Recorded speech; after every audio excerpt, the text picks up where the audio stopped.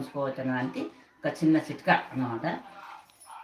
ఏంటిదంటే ఫస్ట్ ఒక చెంచా శనగపిండి ఒక చెంచా తీసుకోవాలి, ఒక చెంచా శనగపిండి తీసుకోవాలి, అర చెంచా గంధం. మన ఇంట్లో శనగపిండి ఉంటుంది, గంధం ఉంటుంది కాబట్టి ఒక చెంచా శనగపిండి తీసుకోవాలి, ఒక అర చెంచా గంధం తీసుకోవాలి, కొద్దిగా పాలు కలపాలి.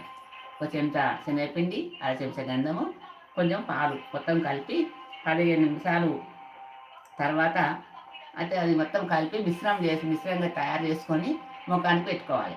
ఏంటిది చెంచా శనగపిండి, అర చెంచా గంధము, కొద్దిగా పాలు, ఒక చెంచాడు శనగపిండిలో అర చెంచా గంధం కలిపి దానిలో పాలు కలిపి మిశ్రమంగా తయారు చేసుకొని ముఖానికి పెట్టుకోవాలి.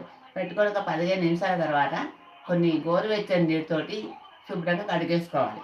కడిగేసుకుంటే తర్వాత వెచ్చని నీటితో కడిగితే దీనిలో ఇట్లా ఈ విధంగా వారంలో 3 సార్లు కడుక్కోవాలి.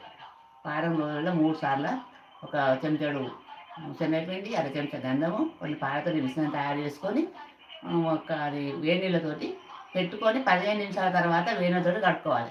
కడుక్కుంటే అప్పుడు మనకు బాక్టీరియా అనేటివన్నీ మనకు తొలగిపోయి మంచిగా ముఖం శుభ్రంగా అందంగా మొటిమలు కూడా పోతాయి.